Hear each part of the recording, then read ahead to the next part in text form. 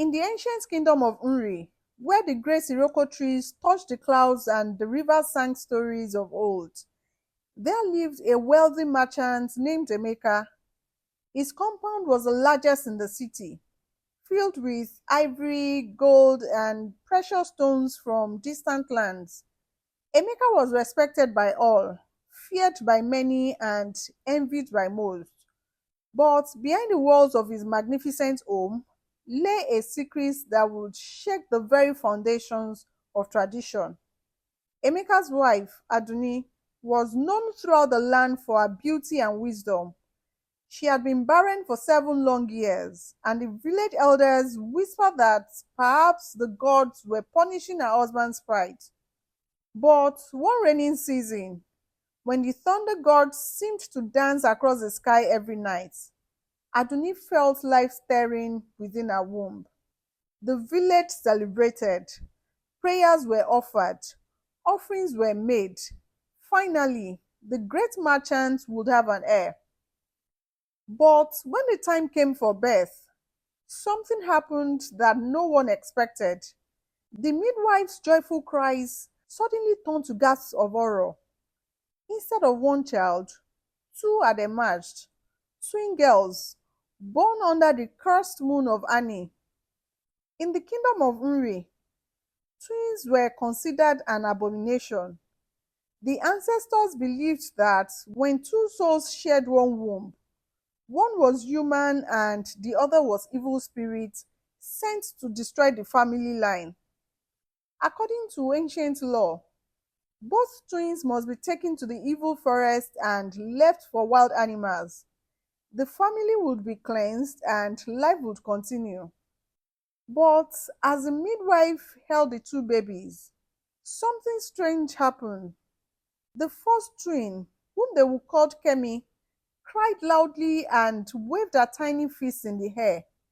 She was strong, healthy, and beautiful.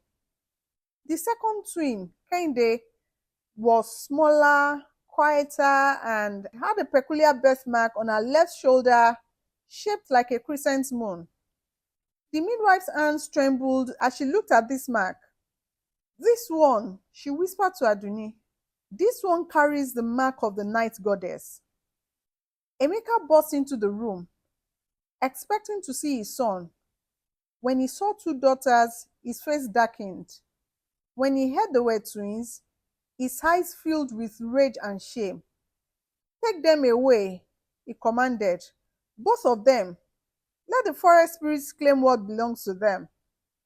But Aduni, weak from childbirth but strong in heart, clutched both babies to her chest. "No," she whispered. Then louder, "No, I will not let my children die because of superstition." That night, while the village slept, Aduni made a desperate decision. She would save one child and sacrifice the other to appease tradition. She looked at both daughters, tears streaming down her face. Kemi, the stronger one, would be easier to hide and raise. Kehinde, with her strange birthmark and smaller size, would be the one to go to the forest. As dawn broke, Aduni wrapped Kehinde in a white cloth and began the long walk to the evil forest. But as she reached the edge of the dark woods, she couldn't do it. Instead, she left the baby at the doorstep of Mama Ngozi, an old woman who lived alone in the outskirts of the village.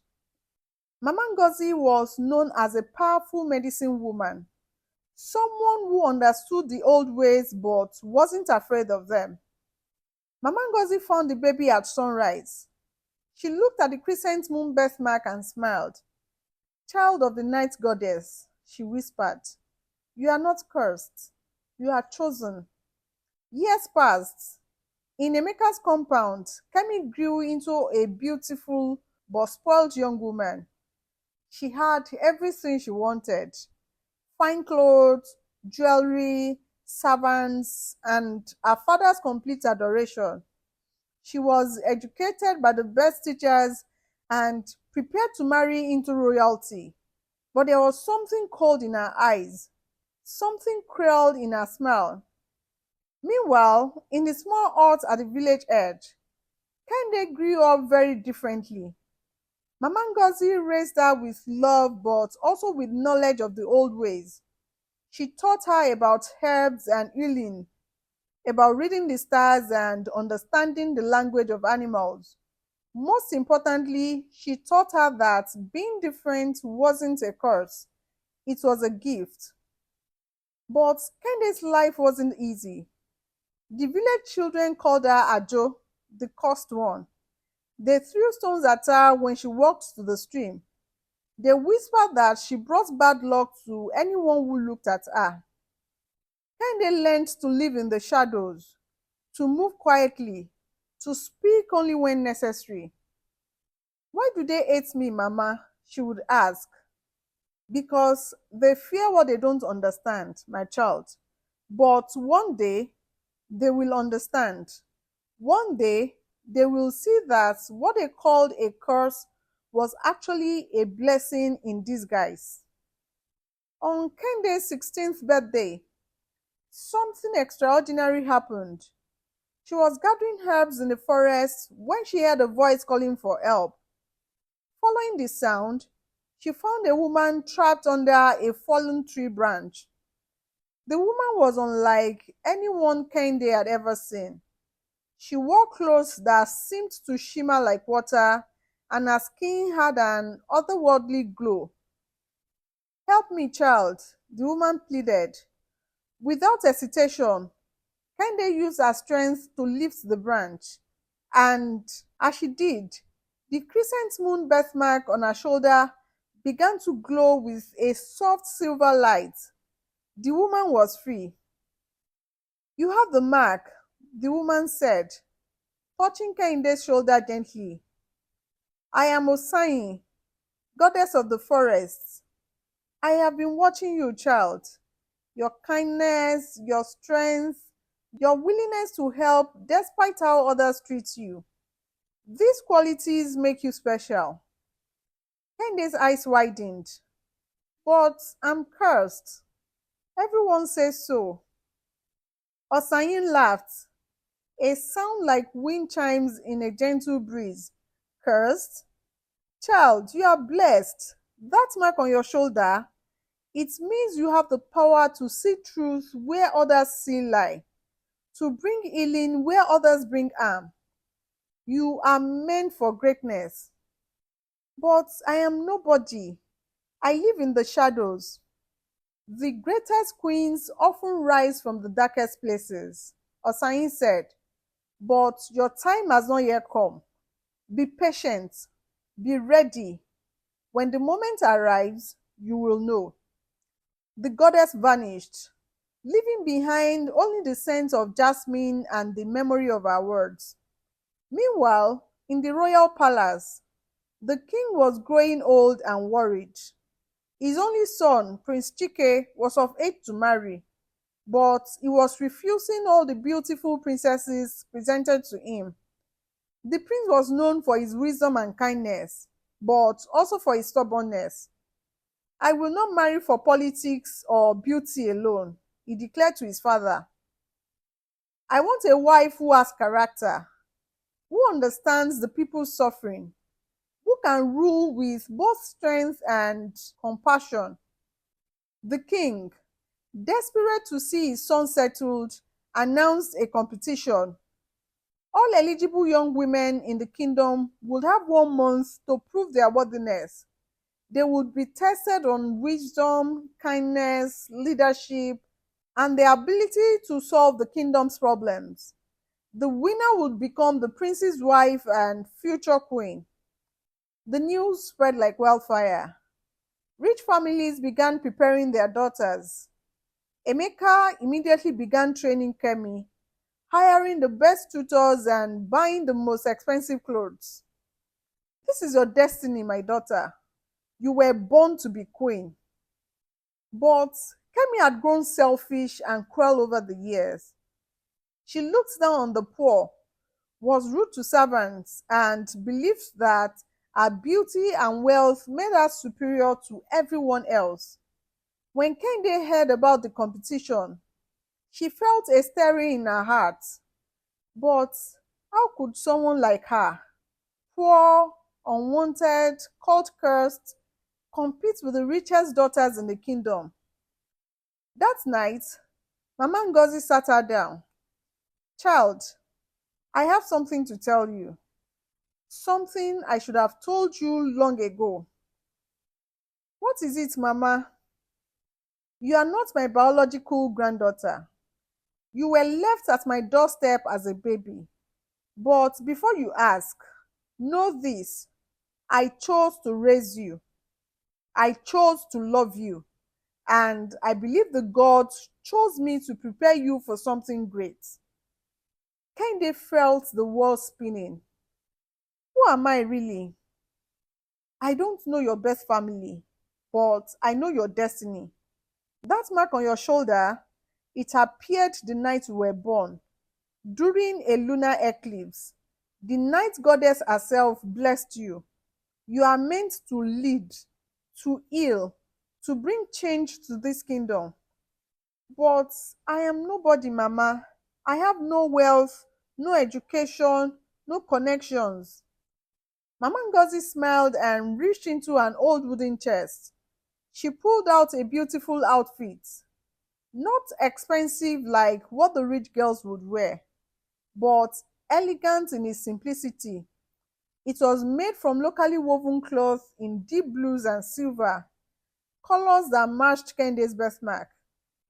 You have something more valuable than wealth or connections, Mama Ngozi said. You have wisdom earned through suffering, compassion born from being rejected, and strength forged in the fires of hardship. These are the qualities of a true queen. The next morning, Kehinde joined the line of young women heading to the palace. She stood out immediately, not because she was dressed in gold and jewels like the others, but because there was something different about her presence.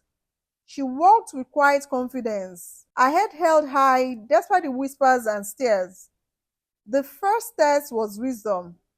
The king's advisor presented each contestant with a riddle. A farmer has a field that produces nothing, though the soil is rich and the water is plenty. What is missing? One by one, the rich girls gave elaborate answers about seeds, fertilizer, or farming techniques. When it was Kemi's turn, she said confidently, the farmer needs better tools and more workers. But when Kehinde stepped forward, she said simply, the farmer needs hope. Without hope, even the richest soil produces nothing. A person who has given up will not plant, will not tend, will not harvest. The prince, who had been watching silently, leaned forward with interest. The second test was kindness. Each girl was given a bag of grain and told to distribute it to the poor outside the palace gates. Most girls handed out small portions quickly, trying to serve as many people as possible to impress the watching judges. Kemi barely gave anyone anything, keeping most of the grain and complaining about the smell and the dirt of poor people. But Kehinde did something different. She sat with each person, listened to their stories, gave them not just grain but words of encouragement. When her bag was empty, she took off her own shawl and gave it to an elderly woman who was shivering. Why did you give away your shawl? A judge asked her. Because grain feeds the body for a day, but kindness feeds the soul forever, and the soul is what makes us human. Again, the prince watched with growing interest. The final test was the most challenging. Solve a real problem facing the kingdom. For weeks, the royal granaries had been mysteriously losing grain. Guards had been posted, locks had been changed, but still, food kept disappearing. The king was furious, and the people were starting to go hungry. Each contestant was given 3 days to investigate and present a solution. Most of the girls focused on finding the thieves, interrogating servants, and suggesting harsher punishments. Kemi accused the royal guards of being lazy and incompetent, suggesting they should all be replaced. But Kehinde took a different approach. Instead of looking for culprits, she looked for clues about why the grain was disappearing. She spent time in the village, talking to families, listening to their stories. What she discovered shocked everyone. On the final day of the competition, all the contestants presented their findings to the royal court. When Kehinde's turn came, she stood confidently before the king and prince. "Your Majesty," she began, "there are no thieves stealing your grain." Gasps echoed through the court. Even the king looked skeptical. "The grain is being eaten by rats," Kehinde continued. "But not just any rats. These are rats driven from their natural habitats by the drought in the eastern provinces. Hungry families from those areas have been secretly coming to the capital, sleeping in the palace walls, trying to survive. The rats followed them." She paused, then continued with passion in her voice. "But here is what I also discovered. These families are not just taking, they are giving back. Every night, they've been working in the palace gardens, tending to crops, fixing broken walls, and cleaning areas that the regular servants can't reach. They are not thieves, Your Majesty. They are refugees who are trying to earn their keep while hiding their shame." The court was silent. The king looked stunned. "What do you propose we do?" the prince asked, his voice filled with genuine curiosity. "Don't punish them," Kehinde said firmly. "Embrace them. Give them official work in the palace. Let them contribute openly to the kingdom. As for the grain, we need to address the root cause, the drought in the east. I propose we dig new wells in those provinces and help families return to their lands. A kingdom is only as strong as its weakest members."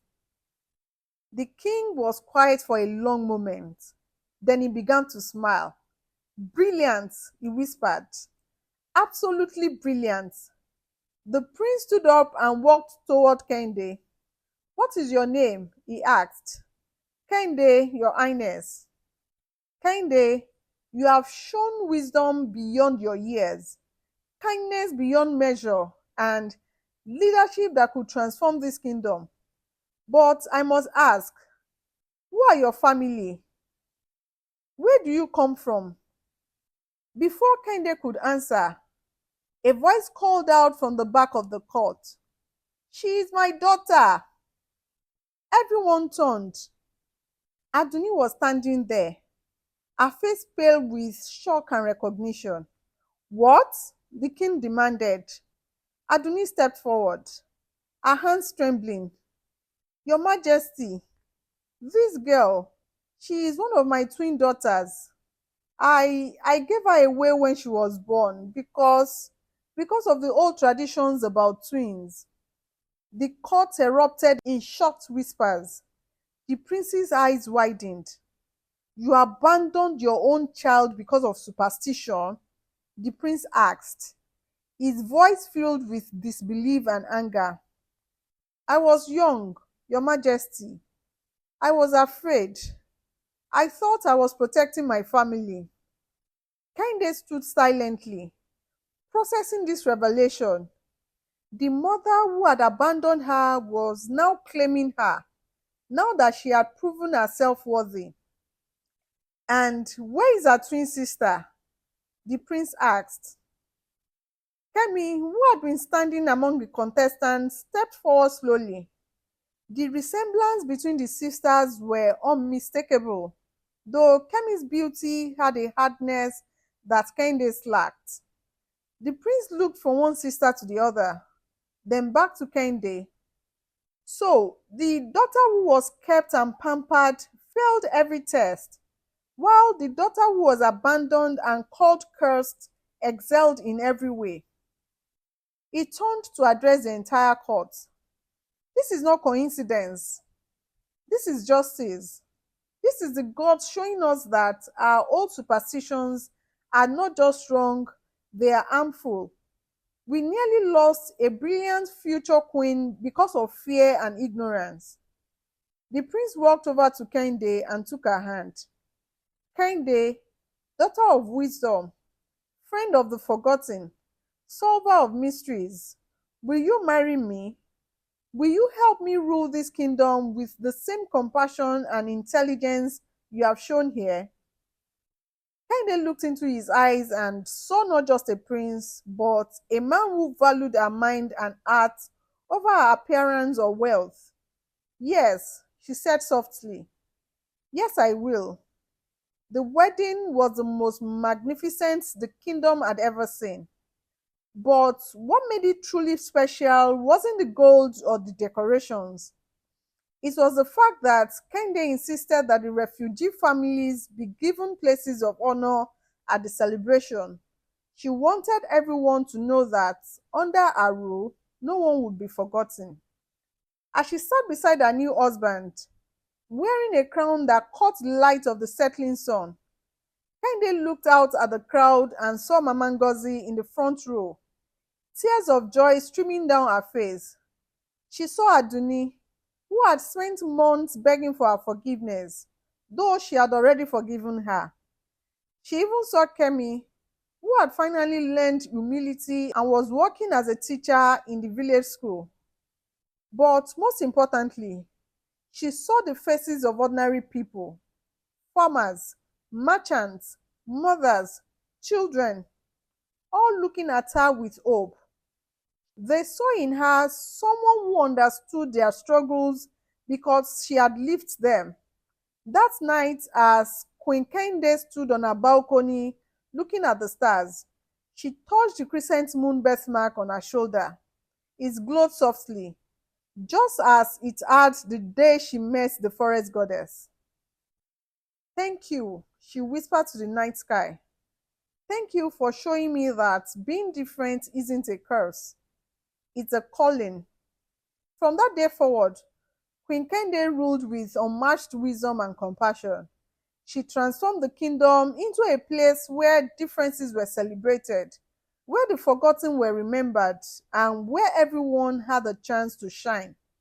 And in the villages across the land, mothers will tell their children the story of the twin who was called Curse but became the greatest queen in history, proving that sometimes what the world calls a curse is actually destiny in disguise. Thank you for watching. Don't forget to subscribe and hit that notification bell so you never miss another incredible story of triumph, transformation, and the power of believing in yourself, even when the world has given up on you.